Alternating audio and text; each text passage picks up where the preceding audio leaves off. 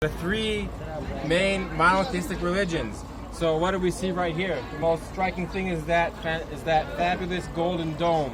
I mentioned that according to the Islamic tradition, it's mentioned in the Quran, the Prophet Muhammad, the founder of the religion of Islam, he lived in Mecca, in Saudi Arabia, right? But the Quran tells us that on a certain occasion he came here to Jerusalem, and from this place right here, he jumped up to heaven to speak with Allah, to speak with God.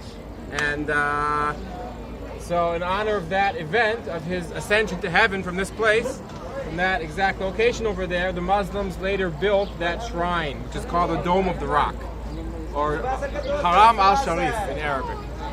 The Dome of the Rock was built over a rock on that mountain, which has a mark on it, which the Muslims believe is the footprint that the Prophet Muhammad left as he rose up to heaven. So that building was built around that rock in the year 700 AD. That's 1,300 years ago. That's a very old building. And yes, that dome is real gold, paid for by the King of Jordan, King Hussein, the previous King of Jordan.